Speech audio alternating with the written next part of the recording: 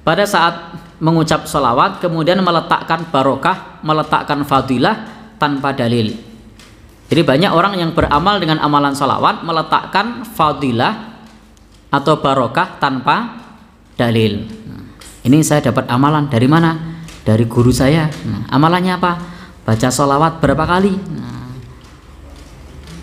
4.444 kali misalnya. Ada yang berapa kali? 7.777 kali. Ini cuma misalnya, cuma ilustrasi. Nah, itu biar apa? Fadilahnya sama dengan haji misalnya. Ini cuma misalnya loh, saya tidak nuduh, cuma misalnya. Nah, maka yang semacam ini termasuk mengada-adakan sesuatu yang jelas bertentangan dengan akidah kita. Karena untuk menetapkan pahala, untuk menetapkan barokah, untuk menetapkan fadilah itu butuh dalil. Tidak bisa kita meletakkan itu semua tanpa adanya dalil. Dan masih banyak contoh-contoh lafaz-lafaz yang lain yang tanpa kita sadari kemudian itu kita bisa terjatuh di dalam kesalahan karena membawa ucapan-ucapan yang disampaikan atau gubahan-gubahan yang disampaikan di tengah-tengah masyarakat kita meskipun itu sudah populer. Jadi meskipun itu sudah populer atau sudah terkenal. Bahkan seperti yang tibil kulub tadi itu ada yang minta diamalkan untuk apa? Gimana? Oh, minum madu. Kemudian? Oh gitu. Jadi membaca sebelum minum madu hendaknya membaca itu terlebih dahulu misalnya.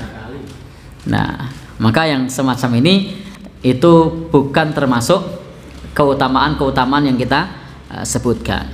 Demikian pula yang banyak dibaca oleh orang. Ini menurut Syekh Muhammad Jamil Zainu, bukan menurut saya. Saya fakir, saya bodoh, saya tidak ngerti ilmu.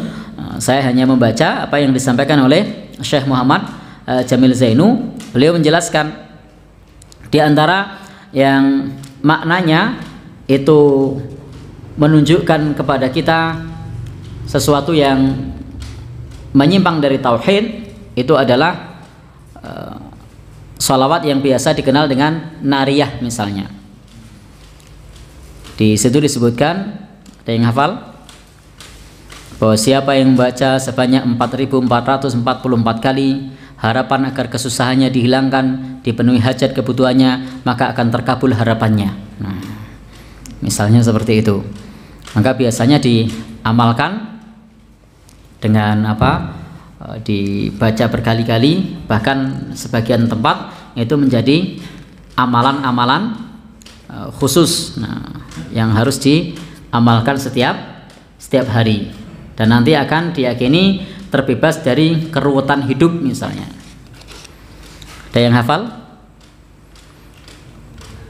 Allahumma sholli sholatan kamilatan wa sallim salaman tamman ala sayyidina Muhammadin alladhi tanhallu bihil uqadu wa tanfariju bihil kurabu wa tuqada bihil hawaiju wa tunalu bihir raghaibu wa husnul khawatimi wa yustasqal ghamamu, dan seterusnya. Nah, ada yang tahu artinya? Boten ya? Ada yang pernah mendengar? Oh, sering ya. Qadarullah, saya itu tidak menghafal-hafal karena sering mendengar. Jadi ini itu saya tidak menghafal-hafal, tidak pernah menghafal. Termasuk yang tibil kulub itu saya hafal. Jadi bahkan itu saya sambil lari pun hafal itu.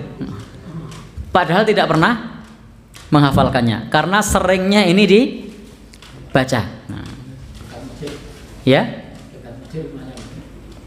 Tidak dekat Pak, jauh saya. Tapi seringnya dibaca, mampir masjid kadang dibaca. Baik. Jadi kadang orang masih menganggap ini adalah sholawat. Ini bukan sholawat, ini adalah syair. Kalau yang disebut sholawat itu yang dituntunkan oleh Rasulullah. Kalau syair itu banyak. Bahkan di era modern ini syair semakin berkembang. Bahkan sekarang kalau orang mendengarkan Nisa Sabyan itu mereka mengatakan mendengarkan sholawat. Padahal itu kan syair biasa. Tapi mereka mengatakan saya di rumah lagi mendengarkan sholawat. Bukan sholawat, itu adalah syair. Ya lagu biasa. Kemudian juga ketika mendengarkan yang lainnya, yang senada, juga mengatakan mendengarkan sholawat. Padahal bukan sholawat, itu syair saja. Baik, ini tadi bagaimana? Nah, berikanlah sholawat dan keselamatan yang sempurna kepada penghulu kita, kepada Nabi Shallallahu Alaihi Wasallam, karena beliau akan terurai segala keruwetan hidup.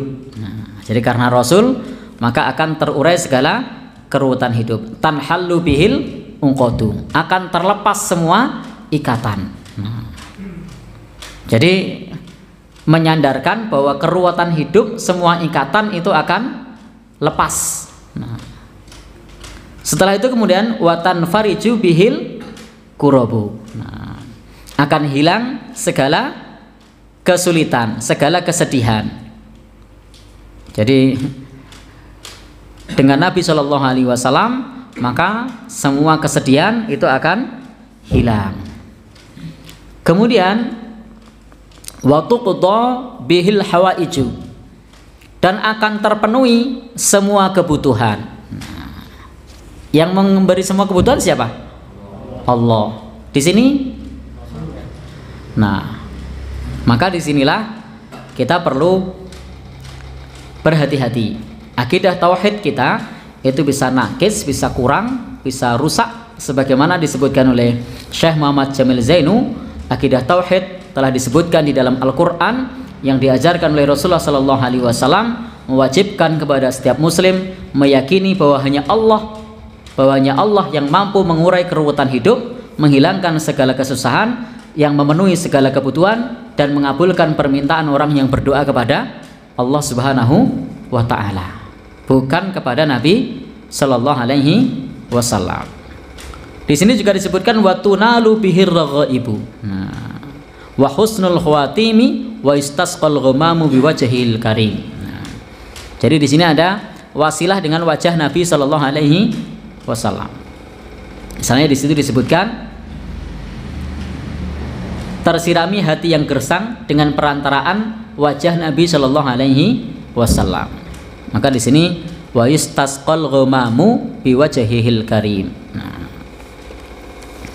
padahal Al-Quran juga sudah mengatakan fala yamlikuna kashfad durra ankum. Nah, jadi tidak bisa kita ini menghapuskan segala mara bahaya, karena semuanya ada di tangan Allah Subhanahu wa Ta'ala.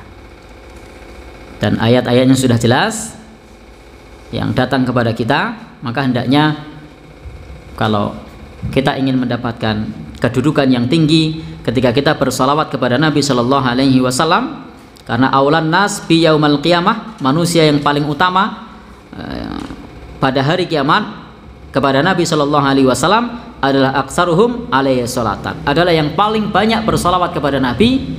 Itu bukan salawat seperti yang saya sebutkan tadi, tetapi salawat yang dituntunkan. Jangan sampai kemudian kita nyun sewu sekali lagi, jangan sampai kemudian kita merasa saya sudah banyak bersolawat. Jangan sampai merasa saya sudah mendengarkan sholawat 20 jam, 24 jam non-stop. Ternyata yang didengarkan adalah ya, kenapa Pak? Ya, jadi bukan itu. Karena yang namanya ibadah itu butuh ilmu, tidak sekedar kemudian kita mendengarkan yang begitu-begitu lalu kemudian mendapat pahala. Bukan. Kalau mau sholawat ya misalnya alaihi salatu wassalam, atau sallallahu alaihi wasallam, atau Allahumma sholli ala Muhammad. Itu jelas sholawat yang dituntunkan oleh Rasulullah Sallallahu Alaihi Wasallam. Untuk pahala-pahalanya tadi sudah kita sebutkan di depan.